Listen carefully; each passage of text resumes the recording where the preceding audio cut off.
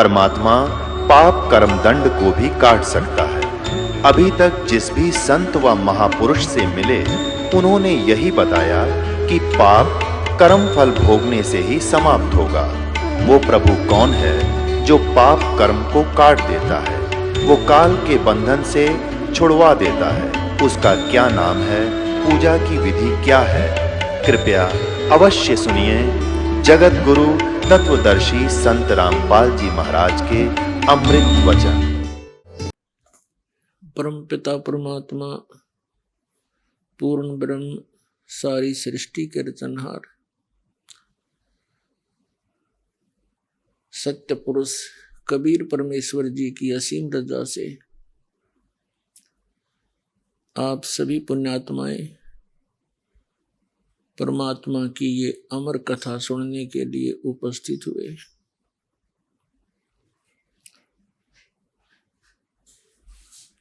पुण्यात्माओं,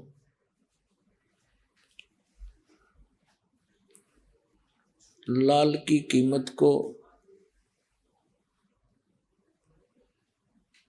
पारखी ही जान सकता है, जोरी ही जानता है। लाल को स्वयं पता नहीं होता उस कितनी कीमत का है। आप उन परमात्मा के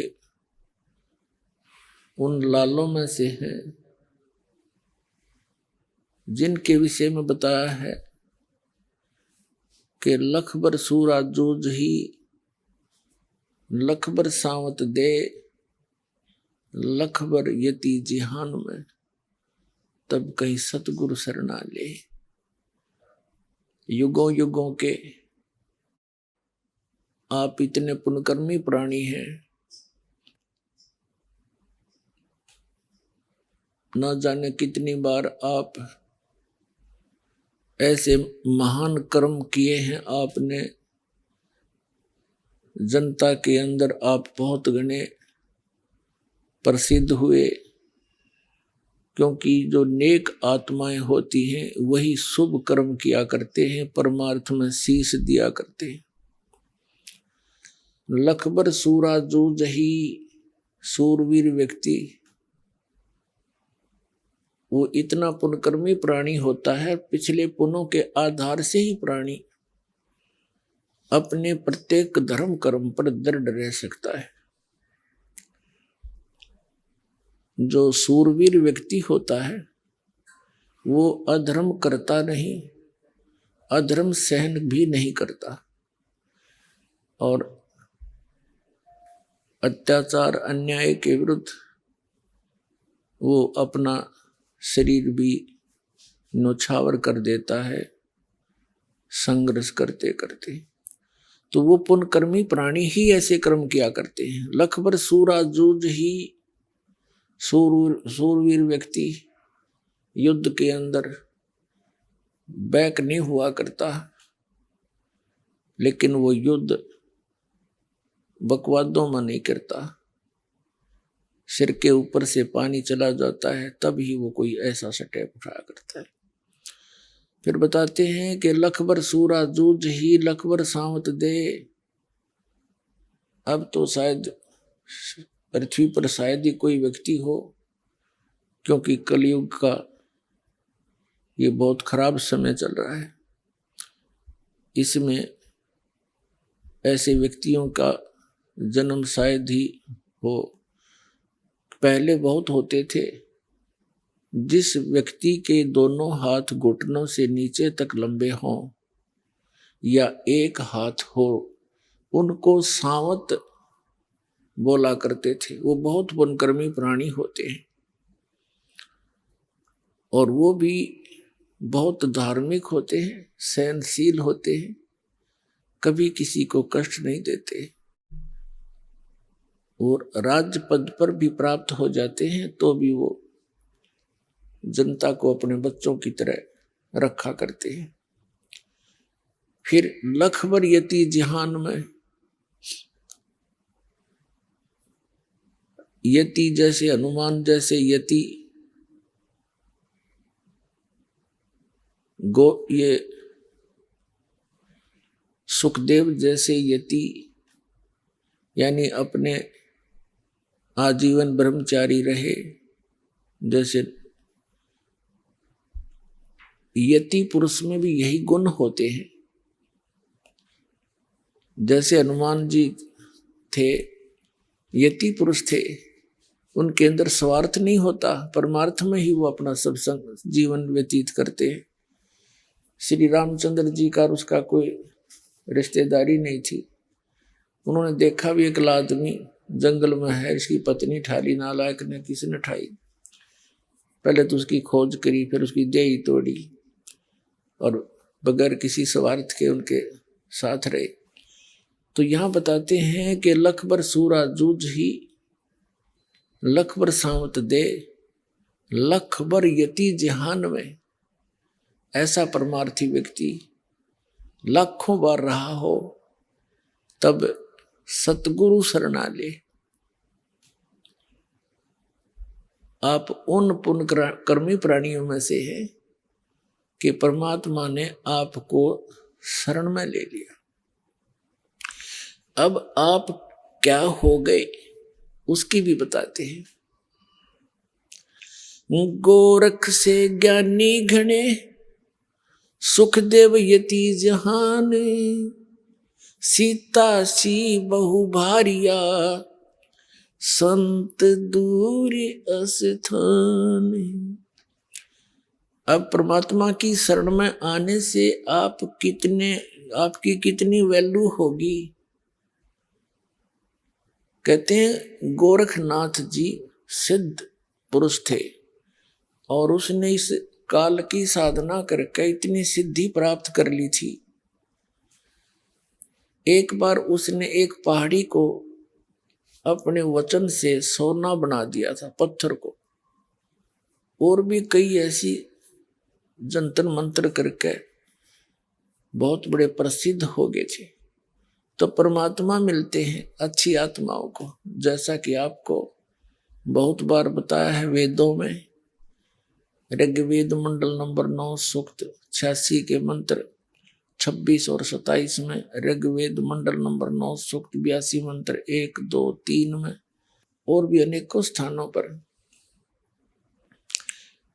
ये परमात्मा की लीला में लिखा है कि वो ऐसे लीला करता है। सतलोक में रहता है, ऊपर तेजों में, सतलोक पर, वो तेजों में जो सतलोक है वो भी सौ प्रकाशित है, जैसे हीरे और मणि अपने आप प्रकाशित होते हैं। वो एक भूमि है, एक पृथ्वी है सतलोक, और वहां परमात्मा रहता है एक बहुत बड़े गुम्बज में, बहुत बड़े, और सिंहासन पर विराजमान है, मनुष्य सदृश है, सिर पर मुकुट है, ऊपर सफेद छत्र है दाता का। वो कबीर परमात्मा जिसको सतपुरुष भी कहते हैं, सतपुरुष, अमर पुरुष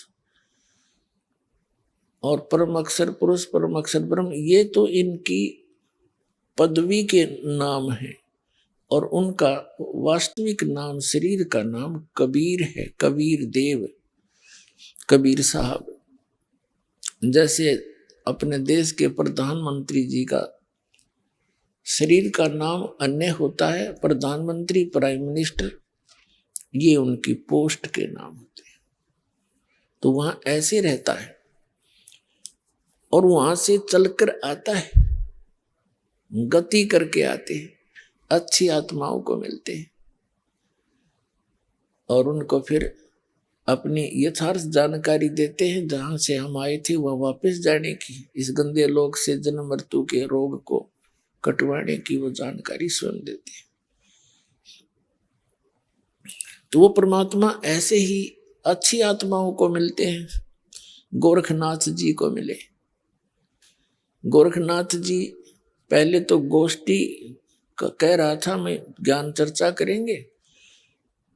जब परमात्मा ने उसको ज्ञान चर्चा के लिए जब शुरुआत की तो परमेश्वर ने अपनी जानकारी देनी चाहिए कि मैं परम अक्षर ब्रह्म हूं और मैं अविनाशी हूं, या गोरखनाथ के गले नहीं उतरी। तब गोरखनाथ जी ने कई और अटपट किया, परमात्मा ने उसको हर प्रकार से फेल करके फिर अपनी शरण में लिया। तब गोरखनाथ जी ने परमात्मा की शरण ली थी, कबीर परमेश्वर की, और परमात्मा से ज्ञान प्राप्त करके इस ज्ञान के आधार से, और परमात्मा ने उसको सतनाम दिया था, सार नाम नहीं दिया, क्योंकि वो तो अंतर्यामी है। वो जानते हैं कि कौन बिगाड़ कर सकता है कौन नहीं। जैसे आदरणीय धर्मदास साहिब जी को ये कंप्लीट मंत्र दिए थे, सार नाम भी, सतनाम भी और प्रथम मंत्र भी। आदरणीय नानक साहिब जी को, आदरणीय मुल्कदास साहिब जी को, आदरणीय दादू साहिब जी को, आदरणीय गरीबदास साहिब जी गांव छुरानी जिला झज्जर वाले को, आदरणीय गीसा दास जी साहिब गांव खेकड़ा जिला मेरठ उत्तर प्रदेश वाले को, इनको तो कंप्लीट कोर्स दिया था, लेकिन इनको सख्त हिदायत दे दी थी कि तुमने आगे किसी को सतनाम भी नहीं देना है और ना ही ये सार नाम की झलक किसी को बतानी नहीं, क्योंकि आने वाली जो समय हमारा सही है, निर्धारित समय, ये निर्धारित समय है बिजली पीढ़ी का। इस समय तक इन सभी मंत्रों को और इस यथार्थ ज्ञान को गुप्त रखना था। नहीं तो ये काल ने कहा था कि कलयुग में मैं तेरे नाम ते, सतलोक और सचखंड के नाम ते और कबीर और अमर पुरुष के नाम ते मैं अनेक पंथ चलाऊंगा, और उन पंथों में ज्ञान तो कहेंगे वो सतलोक और सचखंड का, और नाम देंगे सारे काल के, तो ये सभी के सभी मेरे ही जाल में फंसे रहेंगे। ऐसी व्यवस्था कर दूंगा जब तुम आओगे कलयुग में, क्योंकि काल ने कबीर परमात्मा से एक प्रार्थना करके वचन प्राप्त किया था कि 3 युगों में, सतयुग त्रेता द्वापर में जीव कम ले जाना परमात्मा। और परमात्मा को भी मालूम था कि जब तक ये जीव घना दुखी नहीं होलेगा तब तक ये भगवान नहीं ढंग से बच सकता। और सतयुग त्रेता द्वापर तक कर्मी प्राणी आते हैं, उनको विशेष दुख नहीं होता, ना शारीरिक कष्ट होते हैं, ना किसी चीज का विशेष अभाव होता है। तो फिर वो जो भी साधना कर रहे होते हैं उनको मिलता है पिछले संस्कार प्रारब्ध से सब सुविधाएं, सब सुख, पुत्र पुत्री, सब सुविधा हो जाती है। तो वो ये सोचते रहते हैं कि हम जो पूजाएं कर रहे हैं इन्हीं से हमें लाभ हो रहा है। तो परमात्मा ने जानबूझकर उसको दे दिया था, बालक है ये मांग क्या सकता है, 3 युग में जीव थोड़े ले जाना। मालिक को मालूम था कि ये ना करें भक्ति मेरे आड़ी 3 युग में, और कलयुग में ये महादुखी हो जाएंगे। और जो साधना ये कर रहे होंगे इन नकली संतों द्वारा बताई हुई, उससे इनको लाभ होना है नहीं, और पिछले पुण्य इनके हैं ही नहीं, होंगे ही नहीं। कलयुग में तो इतने अमकति सतयुग त्रेता द्वापर से अपने पुण्यों को नाश करते करते यहाँ तक पहुंचते। तब परमात्मा को पता था कि उस कलयुग के बिचली पीढ़ी के समय में ये सभी उस काल के जो फैलाए हुए जाल में सब संतों पंथों के पास घूम फिर कर उनके ज्ञान को सुना कर ये सारे थक चुके होंगे, और स्थिति ज्यों की त्यों होगी। जैसे ये जय गुरुदेव पंथ का प्रवर्तक श्री तुलसीदास जी थे, ये मेरे ख्याल में 70 साल तक सत्संग कर गए, 70 से भी ज्यादा कर गए होंगे। और जब से सत्संग करने लगा, जब से न्यू करने लगे थे, हम तो छोटे छोटे ही थे जब सुना करते पढ़ा करते, जय गुरुदेव सतयुग आओगा, जय गुरुदेव सतयुग लाओगा। वो सतयुग तो है ना, घोर कलयुग ला गए वह, और आप भी चले गए ब्रह्म माटी करवा के। अपने आत्मा ना उनकी साधना ठीक, ना उनका ज्ञान कोई भगवान वाला, ना उन्होंने कोई सदग्रंथ धार मान्या। अपनी लोक वेद सुनी सुनाई उस शिवदयाल की दंत कथा से लाखों करोड़ों जीव काल के मुंह में डाल दिए। अब जो दास बताना चाहता उसको उस टॉपिक पर आते हैं, उस प्रसंग पर आते हैं कि अब ये जितने भी काल के पंथ थे, काल ने कहा था 12 पंथ करूं मैं साजा, नाम तुम्हारा ले करूं आवाजा। जब परमात्मा ने यस कर दी कि ठीक है 3 युगों में जीव ले जाऊंगा थोड़े, और चौथे युग में कलयुग में जब आओगा तब मैं अपने हंसों को ले जाऊंगा। तब उसने ये एक प्रार्थना और करी थी इस काल भगवान ने कि भगवान आप जबरदस्ती ना करना, बलपूर्वक ना ले जाना, अपनी शरण में बलपूर्वक ना लेना, आप अपना ज्ञान देना, आपके ज्ञान को स्वीकार करे, आपकी साधना करे आपका, हमारे ज्ञान को स्वीकार करे, हमारी साधना करे, वो हमारा, वो मेरा ही रहे। परमात्मा को भी पता था कि जब तक ये मेरा ज्ञान और मेरी भक्ति नहीं करेंगे तो मेरे होंगे कहाँ से। तो ये यस कर दी थी दाता। तब एकदम तेवर बदल गया और लगा कहने के परमात्मा कबीर जी अपने ही पुत्र जोगजीत के रूप में आए हुए थे। तो कहा था इस काल ने कि जाइयो जोगजीत संसारा, बेशक चला जाइए संसार में जाकर। कबीर साहब ने कहा था कि मैं इस उद्देश्य से आया हूं अपने पुत्र जोगजीत के रूप में, कि पिता ने भेजा हूं और मैं इस उद्देश्य से आया हूं, नीचे जाकर बताऊंगा कि तू काल है और तू भगवान नहीं है, और तूने अपने आप को भगवान सिद्ध कर लिया।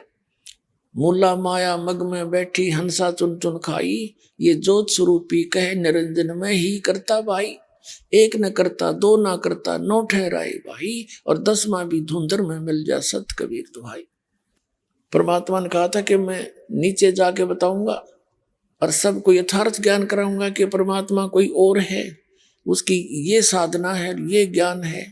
उनको सतनाम दूंगा, सार नाम दूंगा, और तेरे काल के जाल से निकाल कर सतलोक वापस ले जाएंगे। तब उसको दुख हो गया इस बात का, कहने लगा जब तुम्हारा समय आओगा ना कलयुग का, इनको ऐसा कर दूंगा, भक्ति योग नहीं छोड़ूंगा। अब जैसे आदि शंकराचार्य जी के बाद पवित्र हिंदू धर्म में मूर्ति पूजा और श्री राम और श्री कृष्ण की भक्ति चरम सीमा पर करवा दी। कित मंदिर बनवा के, कित तीर्थ बनवा के, कित केदारनाथ बनवा के इस काल ने कति विघ्न तार दिया। तो क्या कहा था कि 12 पंथ करूं मैं साजा और नाम तुम्हारा ले करूं आवाजा। 12 पंथ नाम जो ले ही मेरे मुख में आन समोई, और अनेक पंथ चलाऊं या विद जीवों को भरमाऊं। जाओ जोग जीत संसारा, जीव न माने कहा तुम्हारा। जीव तुम्हारा कहा न माने और हमरी ओढ़ हो बाद बखान। अब परमात्मा ने कहा था कि ठीक है, वो आन दे कलयुग का बिजली पीढ़ी का समय, तब मैं अपना एक दास भेजूंगा। परमात्मा ने कहा था जब बिजली पीढ़ी का समय आएगा और 5500 वर्ष कलयुग बीत जाएगा, तब मैं अपना एक अंश बेचूंगा और फिर वो पूरा ज्ञान समझावेगा। और उस समय तक मालिक को मालूम था कि ये काल के द्वारा प्रेरित जितने भी संत और पंथ हैं ये चरम सीमा पर होंगे। इनके द्वारा दिए गए ज्ञान और भक्ति विधि की पुस्तकें बन चुकी होंगी, और जब मेरा दास जावेगा इनकी सबकी पोल खोल देगा, सदग्रंथों से मिलावेगा और इनके थैलों के झाड़े ले लेकर खोल खोल के दिखाओगा, देख भाई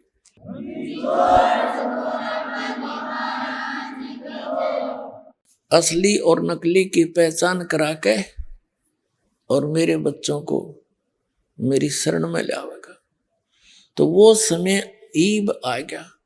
तो जैसे गोरखनाथ जी को पता था कि यू कड़ी बिगाड़ेगा, उसको केवल सतनाम दिया था, 2 अक्षर का, सार नाम नहीं दिया। और उस परमात्मा के ज्ञान को लेकर और सतनाम के आधार से उसने प्रचार शुरू कर दिया। और वाह होगी, गोरख जैसा विद्वान नहीं, हम तो इस ऐसे हैं, अर्दी की गांठ लेकर और पंसारी का बोर्ड लगा लेते हैं। तो जिस कारण से आदरणीय गरीबदास साहब जी कह रहे हैं, परमात्मा कबीर जी से प्राप्त उस संपूर्ण स्पिरिचुअल नॉलेज के आधार से के गोरख से ज्ञानी गणे। ज्ञान से क्या बात बनेगी जब समाधान नहीं है। गोरख से ज्ञानी गणे और सुख दे यति जहान, सीता सी बहु भारिया और संत दूर स्थान है। कहते हैं गोरख जैसे विद्वान बतेरे पा जाएंगे, अटपट करनी है। और सुखदेव ऋषि जैसे भी बहुत से यति पुरुष मिल जाएंगे, और सीता जैसी पतिव्रता पत्नियों की भी कमी नहीं है संसार में, लेकिन कमी है तो संत की कमी है। कहते हैं गोरख से ज्ञानी गणे और सुख दे यति जहान और सीता से बहु भारिया और संत दूर स्थान, यानी संत भक्ति मार्ग में ये बहुत दूर घर है जो, तो आप वो भक्त वो संत बन गए। संत सोए जो सीधा चाले, यानी मार्ग भी सीधा हो, बकवाद भी छोड़ दे। तो ये जो आप आज इस परमात्मा की शरण में आए हो, इससे पहले तो आप कैसे थे? लखबर सूरा जूझ ही लखबर सामत दे, और लखबर यति जहान में रहा हो, तब सतगुरु शरण ले, तब ऐसी पुण्यात्माओं उस परमात्मा कबीर जी की शरण में आती है। और फिर क्या बताते हैं कि उसकी जब शरण में आने के बाद फिर आप क्या बन गए? गोरख से ज्ञानी गणे, सुख दे यति जहान और सीता सी बहु भारिया, संत दूर स्थान। आप उन संतों में से हो गए जो पूर्ण रूप से कंप्लीट कोर्स प्राप्त हो गया। तो आपको जो लाभ होगा, आपका जो जीवन सफल होगा, उन महापुरुषों का भी नहीं हुआ जो बहुत महिमा प्राप्त करके संसार में प्रशंसा के पात्र बनकर चले गए। तो आप परमात्मा के उन लाडली आत्माओं में से हो, जिनके विषय में क्या कहते हैं? जिनके विषय में कहते हैं परमात्मा साधों से ती मस्करी, ये चोरों नाल खुशाल, मल अखाड़ा जीतेंगे ये युगन युगन के माले। कहते हैं हम जो सही मार्ग बताते हैं संत भक्त, उनके साथ तो ये जनता भोली भाली मजाक करती है, मस्करी करती है, और इन चोरा नाल खुशहाल ये नकली संत पंथों के साथ कहते हैं मैं बड़े खुश होकर नो श्रद्धालु बने बैठे, कोई ऑब्जेक्शन नहीं। और जब ये बताया जा रहा है कि ये मार्ग गलत है, तुम्हारी साधना गलत, तुम्हारा ज्ञान गलत है, रुक के मार रहा दास की इतने दिन आवाज लगा रहा, 15 साल हो गए, और फिर भी जूना रेंगती उन झूठा के ऊपर विश्वास करें बैठे। और मेरे दास का क्या उद्देश्य है? और नहीं तो ये संत जवाब दें, अगर रामपाल झूठ बोल रहा है, एक शब्द तक है दिखा दो और प्रमाण दे दो मैं झूठ बोल रहा हूं। घेरे बैठी थी, जनता को बर्बाद कर दिया।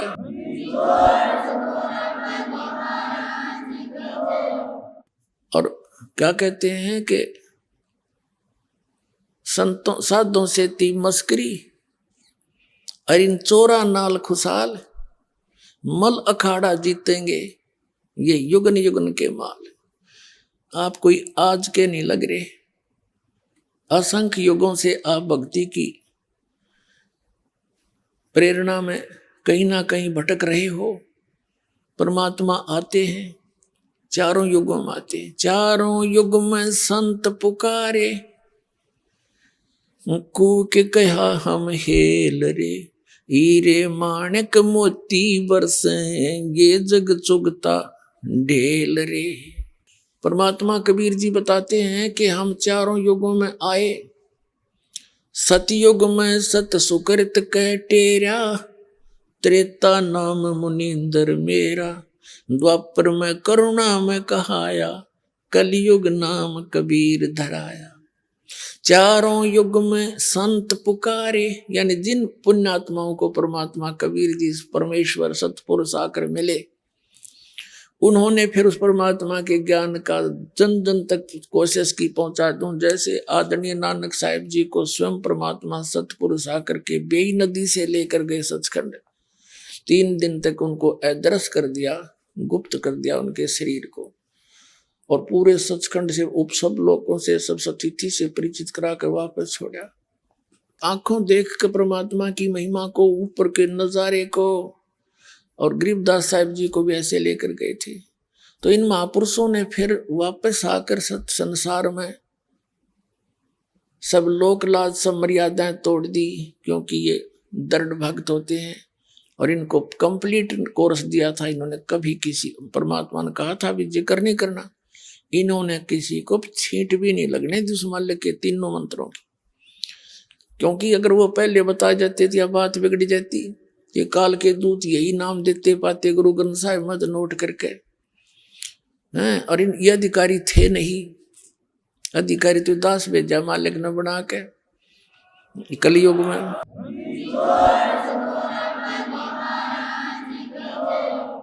और अनधिकारी से बनाया हुआ पासपोर्ट काम नहीं आवा, पूरा एयरपोर्ट पर जेल में जागा फिर वो। तो ये अनधिकारी थे सारे। तो ये राधा स्वामी पंथ कहाँ से चला, इनके इतिहास देख लो, पढ़ाया था आपको कल। शिवदयाल जी जो थे राधा स्वामी पंथ के प्रवर्तक हैं, और ये पंजाब के रहने वाले थे, आगरा में रहने लगे। गुरु ग्रंथ साहिब को पढ़ा करते, कबीर साहिब की वाणी पढ़ा करता। जैसे भी इसने समझ मत आई, कोई नाटपट करके यो इतना बखेड़ा पैदा कर गया। अगर ये गुरु ग्रंथ साहिब में ये मंत्र होते तो यो यही मंत्र चालू कर जाता। और वो अधिकारी था नहीं, क्योंकि उसका कोई गुरु नहीं, और गुरु भी हो तो उस परंपरा से हो। तो यही नाम ये आज दे रहे होते। दास कैसे डिफ्रेंशिएट करता, फिर आज आपको कैसे विश्वास दिलाता ये नकली ये असली। तो आज परमात्मा ने, उस दिन परमात्मा ने कहा था, धर्मदास मेरी लाख दुआई, एक तो सार शब्द की दबार नहीं जाई, दूसरे कहा था सार शब्द बार जो पढ़ी या बिचली पीढ़ी मेरे हंस नहीं तरही। फिर कहा था धर्मदास मेरी लाख दुहाई, ये मूल ज्ञान की तबार न जाए। ये मूल ज्ञान जो दास आपको बता रहा, ये है मूल ज्ञान। कबीर साहब ने कहा कि 33 अरब ज्ञान हम बाख्या, ये मूल ज्ञान अभी तक गुप्त ही रखा। इसको गुप्त रखा हुआ था, किसी का छींट नहीं लगने दी, ना कबीर पंथियों को पता, औरों को तो पता होगा कहाँ से इस पवित्र ज्ञान का। और कबीर सागर पढ़े, इनका समझ न आया कुछ भी। गीता के पढ़ने वालों को गीता का ज्ञान नहीं, वेदों को पढ़ने वालों को वेदों का ज्ञान नहीं, गुरु ग्रंथ साहिब को पढ़ने वालों को गुरु ग्रंथ साहिब का ज्ञान, उसमें कहा क्या जा रहा है। और पवित्र बाइबल के पढ़ने वाले बाइबल का ज्ञान नहीं, वह निराकार बतावे, गॉड इज फॉर्मलेस। और पवित्र बाइबल में लिखा है भगवान मनुष्य दृश्य है, उसने अपने जैसा मनुष्यों को अपने स्वरूप के अनुसार उत्पन्न किया। तो खाक समझा इन सदग्रंथों को। तो दास पर दया करी परमात्मा ने, क्योंकि ये सभी उसी के बच्चे हैं, चिट्टी से लेकर हाथी तक। पूरी पृथ्वी पर जितने मानव हैं ये सभी प्राणी उस कबीर परमात्मा के हैं, और हम तत्व ज्ञान से अपरिचित होकर के न्यारे न्यारे कर दिए इन्होंने। अब हम उसी प्रसंग पर आते हैं कि क्या बताते हैं परमात्मा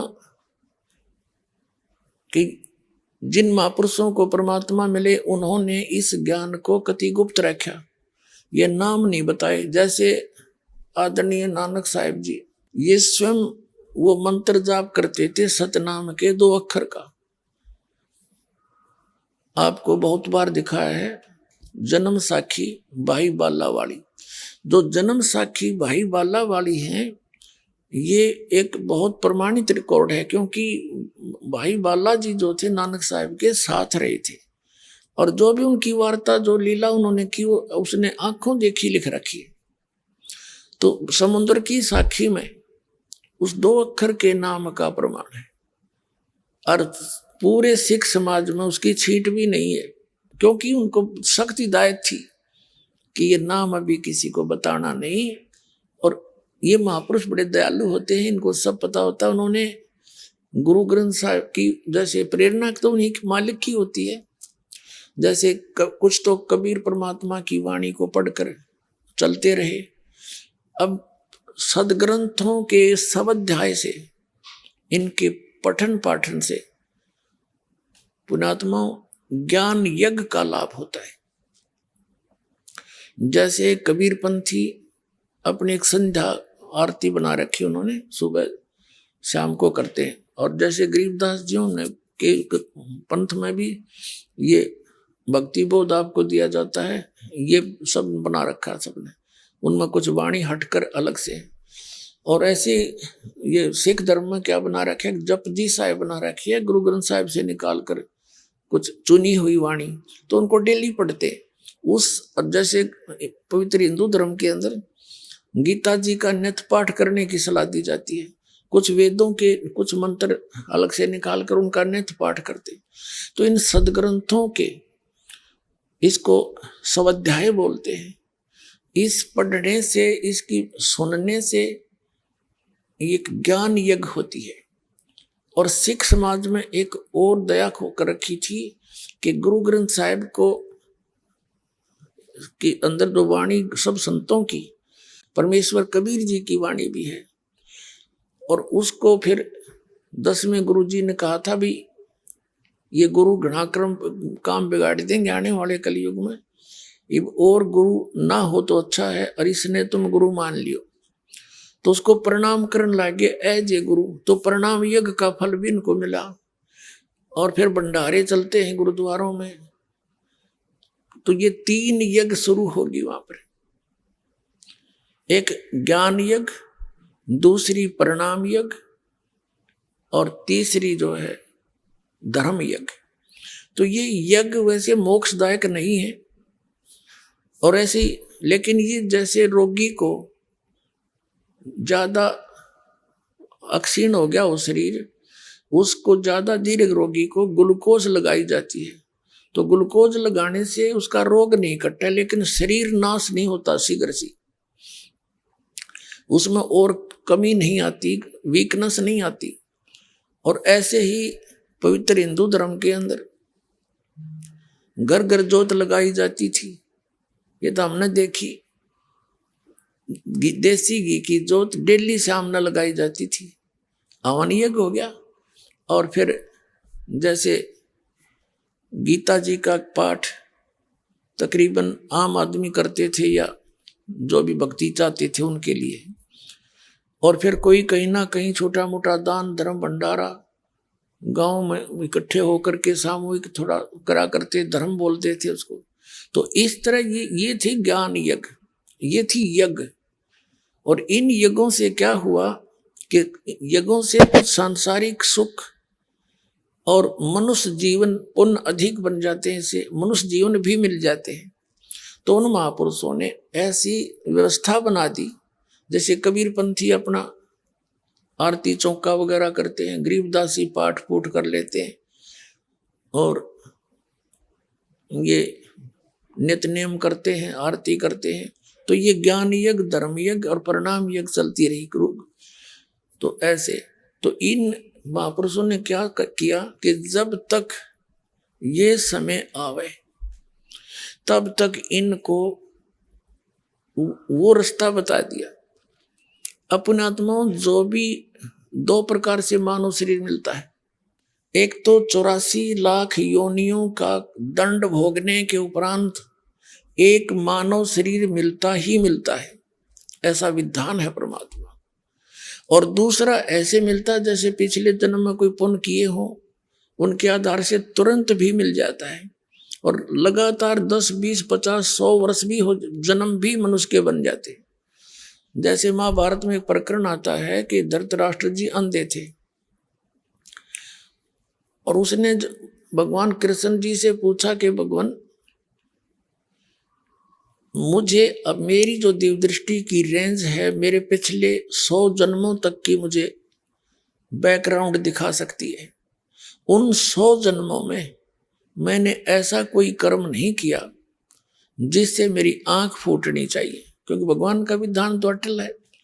लेकिन ये कारण क्या है, मेरी आंखें क्यों खत्म हुई? तब श्री कृष्ण जी ने कहा कि 100 जन्म से ही आपका इतिहास बंद नहीं हो जाता, और बहुत पीछे जाइए। उन्होंने, क्योंकि जैसे भगवान कृष्ण जी भी पिछली भक्ति युक्त प्राणी थे, उन्होंने अपनी दिव्य दृष्टि देकर उनको पिछले कहते हैं 105वां 6वां जन्म दिखाया।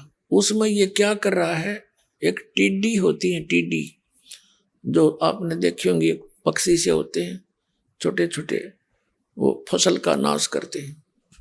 तो ये किसान था और टिड्डी की आंखों में कि बबूल के कांटे ठोक रहा था पकड़ के, नो हंस रहा था, उसकी दोनों आंख फोड़ कर छोड़ दी। तब दिखा कि ये देख, ये बेमतलब बकवाद कर रहा था तू, इसका रिजल्ट है ये।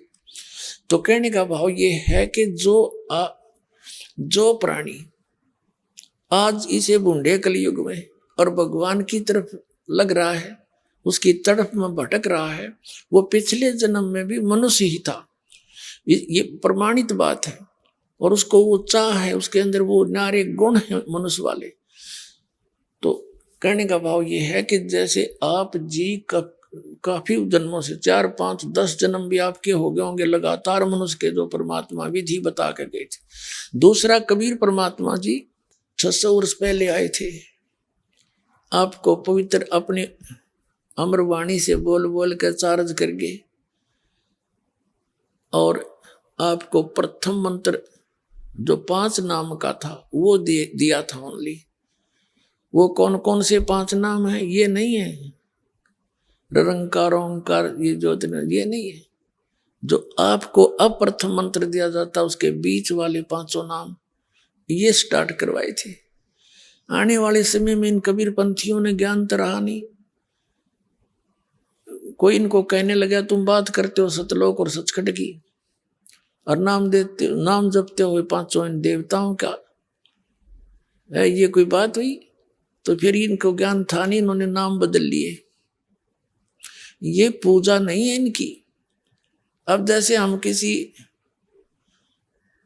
से हमने लोन ले रखा है बैंक से या किसी व्यक्ति विशेष से, तो उसका लोन देना है, मजदूरी करनी है, मजदूरी करके उसका लोन देना है। तो हम कोई उसकी पूजा थोड़ी कर रहे हैं, उसका लोन देना ही देना है, बाय रिस्पेक्ट देना है, इज्जत से देना है।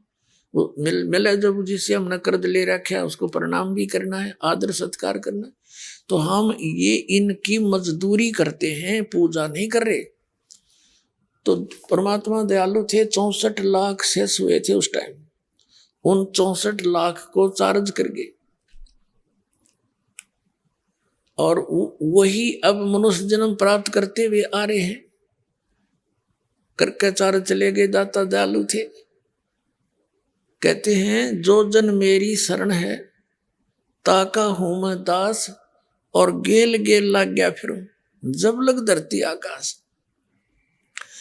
अब परमात्मा की शरण में आप कभी कौन से युग में आए थे, और लेकिन पार नहीं होते, बालक हो, थोड़ा सा सुख, क्योंकि ये भगवान सुख दे ही देगा आपको, ये सुख का सागर है। और उस सुख को पाकर हम फिर भूल जाते हैं भगवान को, यह सबसे बड़ी बीमारी है हमारे। तो कबीर साहब अब ऐसी स्थिति में रखेंगे आपको कि कबीर साहब ने कहा है कि हे भगवान इतना सुख भी मत देना। कबीर साहब ने अपने ऊपर ही सारी बातें कह करके हमें समझाया है कि हे भगवान इसे सुख के आग लगो जिससे आपकी भक्ति में भूल पड़े, और ऐसा दुख दिए रखना दाता जिससे आपकी याद बनी रहे। सुख के माथे सिला पड़ो नाम हृदय ते जावे, और बलिहारी व दुख के जो पल पल नाम रटावे। तो पुण्यात्मा पहले हम ऐसी गलती करते रहे, परमात्मा के चरणों में आते ही दुख दूर हो गए, जैसे कलयुग के जब आए थे दाता आज से 600 वर्ष पहले, तो सबको सुख हो गया, सबकी ब्रान मट्टी हो रही थी, और परमात्मा के आशीर्वाद से, नाम से, सत्संग के सुनने से, भंडारे करवाए दाता ने, तो सुख हो गए। और परमात्मा ने एक लीला करी थी, सब दूर हो गए, क्यों सब सुखी थे। तो इस प्रकार परमात्मा अब वो गलती दोहराने नहीं देगा आपको। अब जो प्रसंग चल रहा है उसी पर आते हैं कि अब जो आपके अंदर प्रेरणा है परमात्मा के पाने की, और आप भटक रहे हो, चाहे कोई संतोषी माता का व्रत रखे हैं, भगवान की साधना जरूर कर रहा है कोई न कोई, चाहे कोई मंदिर की, कोई हनुमान जी की, कोई गणेश जी की, तो किसी की भी कुछ ना कर वो, या कि तो फिर संतों के पास चले गए। जैसे ये राधा स्वामी इस काल के जाल में, धन धन सतगुरु वाले के काल के जाल में, और ये जय गुरुदेव वाले के, और ये सुधांशु जी, आसाराम जी, ये तेरे सतपाल जी, ये बालेश्वर जी, ये सारे काल के वो हैं प्रतिनिधि, और वहां चलेगी भोली आत्मा भगवान पाने के लिए। तो ये वो पुण्यकर्मी प्राणी है, ये पिछले जन्मों से मनुष्य जीवन ही प्राप्त करते हुए आ रहे। अब उनका दुर्भाग्य है कि वो ठीक ठिकाने नहीं पहुंच पाए हैं, अच्छी आत्माएं, लेकिन आप उनसे कई गुना अच्छी हो कि आप आगे इसकी शरण में, और उनके कद भाग जागेंगे, कदा खुलेगी उन बोली आत्माओं की, अनमोल जीवन नाश करने लाग रहे। अपने आत्माओं इंटरनेशनल चैनल पे 5 वर्ष हो गए इस दास ने आवाज लगाते ने, तुम्हारा रास्ता गलत, तुम्हारे गुरुओं के ज्ञान गलत, ये अधिकारी नहीं, ये साधना ठीक नहीं बता रहे, बता फिर तो भांग घनी पी रखी है तुमने, सुनते नहीं मेरे वाली तरह, नकलियां की सारी सच्ची मान रखी। तो पुण्यात्माओं अब ऐसी स्थिति आई हुई है कि इस परमात्मा के ज्ञान को प्रत्येक प्राणी पढ़ेगा।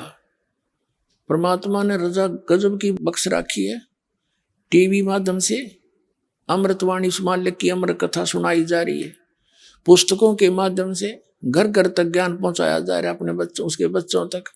अब ये पढ़ेंगे, इस अमृतवाणी के पढ़ने मात्र से ऐसे बहुत से भक्तों के, जो हमारे भक्त जाते हैं वो कहते हैं हमने ये पुस्तक ही पढ़ी थी ज्ञान गंगा, और हमने एक डिमांड रखी थी भगवान का आगे, हमारी वह सफल होगी, अब नाम लेने भी आवेंगे हम। बताओ इसके पढ़ने तय सुख होने लगे, क्योंकि ये अमर कथा है। अरे राधा स्वामी वालों के पास कख भी नहीं, जोत लानी न छुटवा दी ना, हिंदू धर्म में घर घर में जोत जला करती वह बंद करवा दी, क्योंकि ये काल के एजेंट है, न तो नाश कति भट्ठा बैठाना है आत्माओं का, परमात्मा वालियों का, कि ये कति भक्तिहीन हो जाए, नास्तिक हो जाए, लास्ट में भगवान है ही नहीं। ये तो यूं चाव है, और परमात्मा ये चाहता है इनमें आस्था बनी रहे भगवान की। आप आए, बीच बीच में संत भेज दिए, आज तक भक्ति जीवित रखी उस दाता ने इस समय के लिए।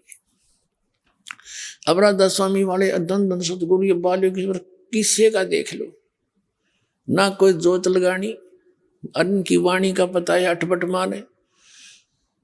तो इन्होंने जो पुण्य कर्म बना करते थे थोड़े बहुत स्वाध्याय के, इनकी राधा स्वामी धन धन सतगुरु वाले की वाणी पढ़ के देखो, कख भी नींद में न सतलोक का बेरा न सतनाम का इनको, तो वाणी है कोई।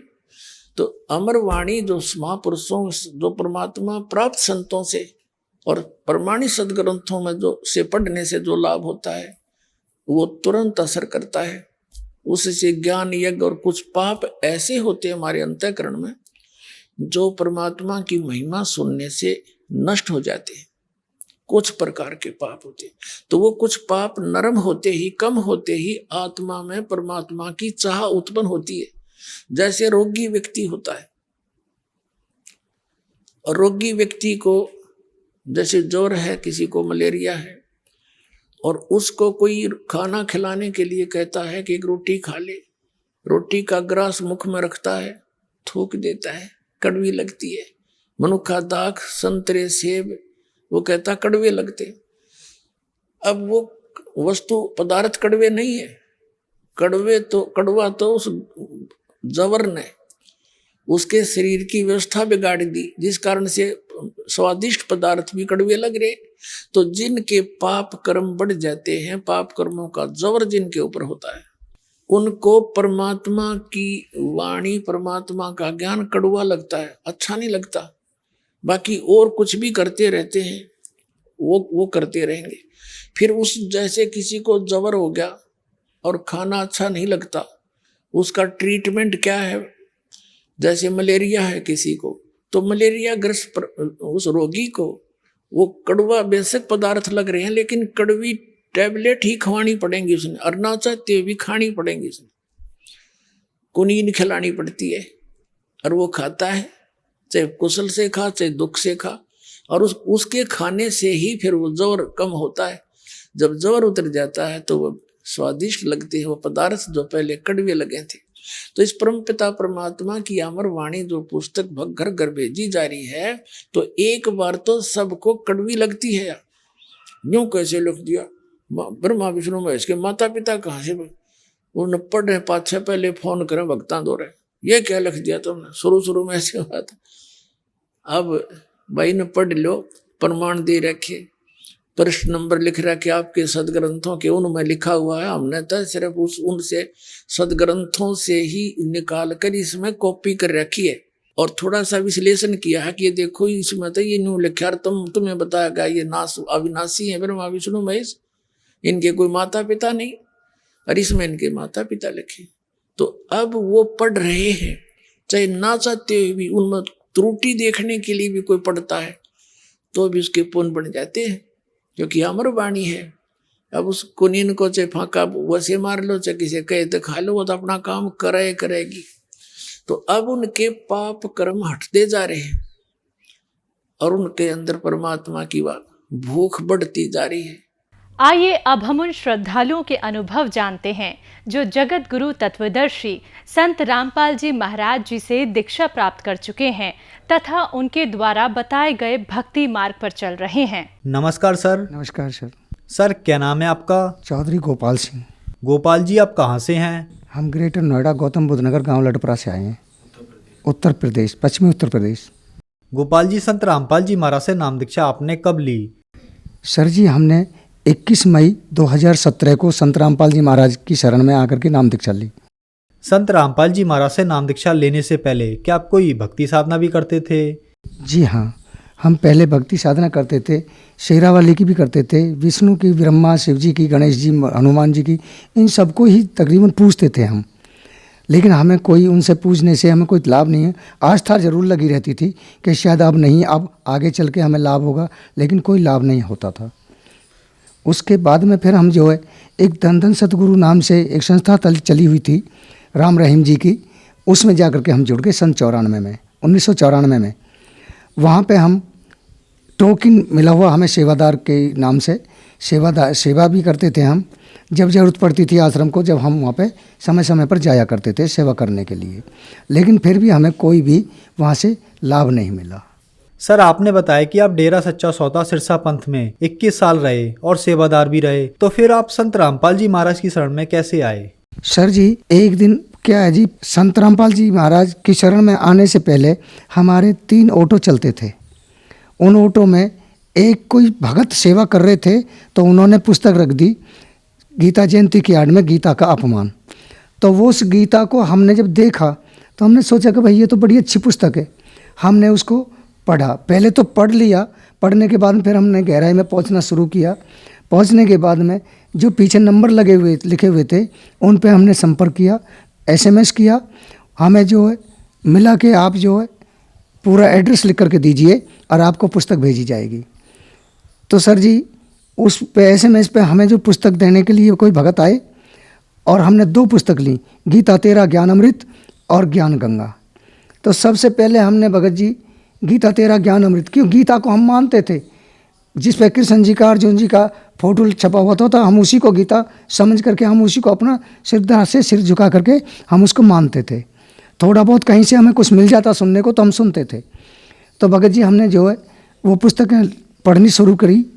तो 3-4 दिन लगातार हमने जब वो पढ़ी तो जितने श्लोक हमें पढ़ने को मिले जब तक, तो एक दिन हम दोपहर में पढ़ते पढ़ते सो गए और सोने के बाद में सर जी हमारे मुंह से वो सारे श्लोक ऑटोमेटिक निकलने लगे जो हमने पढ़ लिए थे 3-4 दिन में। उसके बाद में हमें अफसोस हुआ कि भाई हम ये क्या देख रहे हैं। तो इतने में ही हमें जो एक सफ़ेद पोशाक में लंबे ठाड़े एक व्यक्ति के रूप में हमें जो हमारे पास आए, हमारे सिर पे हाथ रखा कि बेटा आप तो बहुत पुण्यकर्मी आत्मा है, परमात्मा की भक्त आत्मा है, आप जो बैठे हो और अपना पुस्तक पढ़ो, सत्संग भी सुना करो और नाम दीक्षा लो और अपना कल्याण करा लो। तो सर जी हमें जो उसी समय से ऐसी तड़प पैदा हो गई कि हमारा मन ना तो कहीं पे लगता, ना घर में परिवार में कहीं पे भी नहीं लगा। हमने नंबरों पे फिर हमने जो कॉल करी कि जी हमें जो है ये नाम दीक्षा कहाँ से मिल सकती है। तो आगे से जवाब मिला कि आप रहने वाले कहाँ के हैं, कहाँ पे हैं। मान कीजिए हम पश्चिमी उत्तर प्रदेश गौतम बुद्ध नगर ग्रेटर नोएडा से बोल रहे हैं कि तो आपको जो है कौन सा जगह नज़दीक पड़ेगा। तो उन्होंने 2 जगह के नाम लिए, लौनी और बुलंदशहर। हम बोले कि मन की जी जगह तो दोनों ही बराबर दूरी पे हैं, लेकिन आसान हमें बुलंदशहर पड़ेगा ताकि हम घर से बैठ करके और वहीं पे जाके उतरेंगे, लौनी के लिए हमें दिक्कत पड़ेंगी। तो उन्होंने हमें जो यहाँ का आश्रम का सेंटर का नंबर दिया, नंबर पे हमने संपर्क साधा। हम जो है उसी समय सुबह क्यों व्याकुल थे हम आए, आ करके हमें बीड़ी हुक्का बीड़ी की इतनी तलब थी कि बहुत ज़्यादा। हमने 5 साल की उम्र से ही हुक्का बीड़ी को पीना शुरू कर दिया था और हमने कम से कम 55 साल हुक्का बीड़ी पिया है। इतनी तलब थी किसी तरीके से भी हमारी वो छूटी नहीं थी। संत रामपाल जी महाराज के सेंटर पे जब हम आए तो हमारी जेब में 3 बीड़ी थी। तो हमने सेंटर से बाहर पहले बैठ के हमने वो तीनों बीड़ी पी। पता नहीं आगे चल के हमें पीने को मिले ना मिले, क्या स्थिति बने। तो हमने कुल्ला करके अच्छी तरह से मुंह में ऐसा देखा कि मतलब बास भी ना हो, तो हमने cold drink P. Cold drink पीने के बाद में हम सेंटर में आए। सेंटर में आने के बाद में हमने बस सिर्फ सीधा यही लत लगी कि हमें संत रामपाल जी महाराज से उपदेश चाहिए, हमें अपनी आत्मा का कल्याण कराना है। संत रामपाल जी महाराज की कृपा से हमें उपदेश मिला। सर जब आपने संत रामपाल जी महाराज से नाम दीक्षा ली तो क्या आपको लाभ भी प्राप्त हुए? हाँ जी, हमें बहुत सारे लाभ मिले। सबसे पहला लाभ तो हमें ये मिला, संत रामपाल जी महाराज से उपदेश लेने के बाद में हम बिल्कुल निर्भय हो चुके थे। हमें किसी तरह के कोई भय नहीं रहा कि हमारा कुछ होना भी है नहीं होना है, हमें कोई लालच नहीं रहा। उसके बाद में हमें एक लाभ ये मिला कि हमारी छोटी बहू और बेटा रात के समय में सो रहे थे। उस समय में चोटी कटने का सिलसिला चला हुआ था। तो अचानक से बहू जो डर गई और लड़का ने आवाज़ दी कि पापा भारती नाम है उस बहू का, कि भारती डर गई है। मन की तो बेटा यहाँ आओ, दोनों उठ करके। अब वे दोनों आए तो जहाँ पे हमने जो चलाते थे वहाँ पे हमने कपड़ा बिछाया कि बेटा यहाँ पे जो दंडवत प्रणाम करो और परमात्मा को शीश झुकाओ। उन्होंने दंडवत प्रणाम किया, हमारे कहने से शीश झुकाया तो उनका भय एकदम से बिल्कुल निकल चुका था। जैसे वो हमारे कमरे से निकल के बाहर जा रहे थे तो हमारा मकान 3 साइड से बन के बीच में चौक था। चौक इतना था कि जो कि 100 आदमी बैठ कर के आराम से खाना भी खा लें। तो उस चौक में कर जैसे अपने कमरे में को वो जा रहे तो हम पीछे निकले तो संत रामपाल जी महाराज कुर्सी पे बैठे बीच आंगन में हमें दिखाई दिए। हम जैसे जागते हुए, उन्हें कि हम कुछ सपना देख रहे थे। तो सर जी हमने सीधा दंडवत प्रणाम किया। लड़का कहने लगा पापा ये क्या कर रहे हो? मन की भाई तुम अपने कमरे में जाओ, आपको जो कुछ होना था फ़ायदा हो गया, बाकी हमें जो करना हमें करने दो। तो हमने जो दंडवत प्रणाम किया और आशीर्वाद दे करके परमात्मा हमसे जो चले गए, हम फिर सो गए। अगले दिन बच्चों ने हमसे जिक्र किया, पापा ये कौन सा तुमने अपना जो वो कर रखा? मन की भाई सुनो, जो प्रक्रिया तुम कर रहे हो तुम अपनी प्रक्रिया करते रहो, हम तुम्हारी प्रक्रिया में कोई बाधा नहीं डालेंगे। लेकिन जो प्रक्रिया हम कर रहे हैं हमारी प्रक्रिया में तुम बाधा नहीं डालोगे। अपनी अपनी प्रक्रियाएं करते रहो, कोई किसी की प्रक्रिया में बाधा नहीं डालेगा। तो सर जी उसके बाद में फिर हमें मुंडका आश्रम में जाते जाते हमें जो बुखार बना, सर्दी इतनी तेज़ लगी तो एक भगत ने हमारे जहाँ पे सामान था वहाँ पे ले गए, गोद में उठा करके वहाँ पे गद्दा बिछाया, लुटाया, रजाई उड़ाई और फिर उन्होंने कहा चाय लेकर के आते। मन कि नहीं हमें थोड़ा गर्म पानी दो। जब तक वे गर्म पानी लेने गए जब तक परमात्मा हमारे संत रामपाल जी महाराज हमारे पास आए। कहने लगे बेटा घबरा क्यों रहे हो, बैठे हुई दंडवत प्रणाम कीजिए और आप जो सुमरन कीजिए, आपको कुछ भी नहीं हुआ। तो सर जी हमें जो जब ही दर्शन दिए, दर्शन देने के बाद में हमें कुछ भी नहीं रहा, ना बुखार रहा ना सर्दी रही। उसके बाद में 28 जून को हम सेवा से जा रहे थे सेंटर पे, तिलपता सेंटर पे, गौतम बुद्ध नगर का जो सेंटर है संत रामपाल जी महाराज का, वहाँ पे सेवा से जा रहे थे। हमें सतनाम मिल चुका था, सतनाम का जाप करते हुए जा रहे। तो जैसे हम जा रहे थे, हम विक्की से थे, विक्की में हमारी में स्विफ्ट कार ने टक्कर मारी। टक्कर लगते ही हमारी विक्की गिर गई और हम भी गिर गए। वहाँ मार्केट थी एक छोटी सी, जहाँ पे 50 बंदे कम से कम थे, जिन्होंने हमें उठाया गाड़ी के आगे से। और गाड़ी का, स्विफ्ट कार का बम्पर टूट के नीचे गिर गया, बोनट मुड़ गया, चलाने वाले का माथा फूट गया और बराबर में बैठने वाले का होठ फट गया। जब हमें होश आया तो वहाँ संत रामपाल जी महाराज जी कह रहे थे कि बेटा बैठे हो, दूसरों को क्यों गफलत में डाल ले हो, अपना बैठे हो जाइए। तो हमें होश आया। होश आने के बाद में जिसको खून निकल रहे थे, हमने कहा कि भाई पहले इसका ट्रीटमेंट कराओ, हमारी बाद में चिंता करना, हम ठीक हैं। तो वो सब कहने लगे कि देखो बुढ़े को क्या हुआ है, जो कि इतनी टक्कर से मर जाना चाहिए था, और ये कह रहा है कि भाई इसको पहले ट्रीटमेंट कराओ।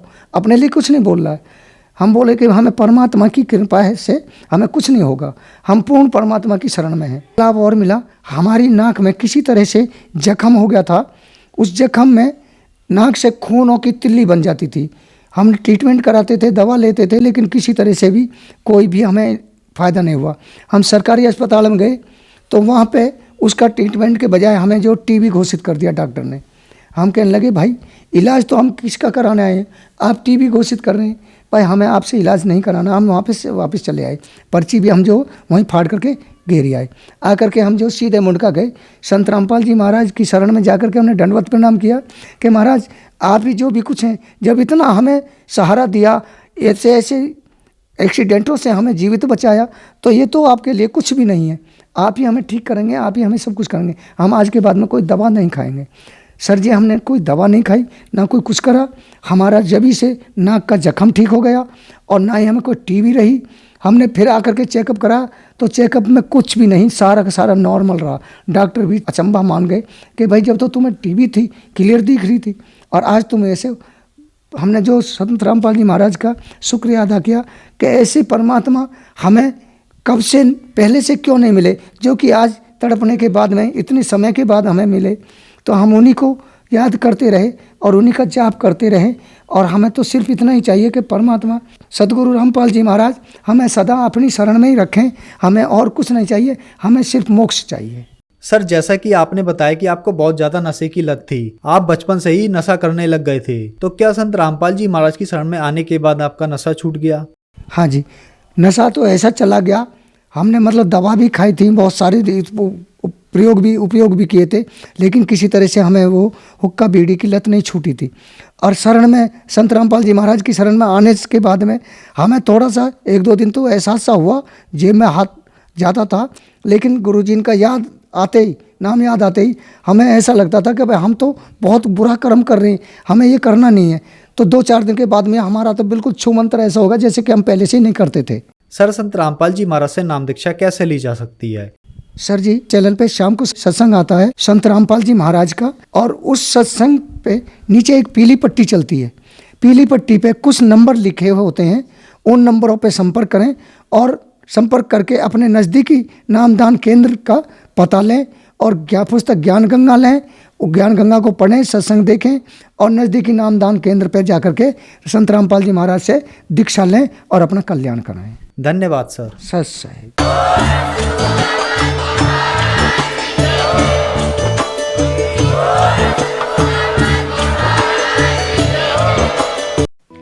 आप सुन रहे थे जगत गुरु तत्वदर्शी संत रामपाल जी महाराज के मंगल प्रवचन। अधिक जानकारी के लिए संपर्क करें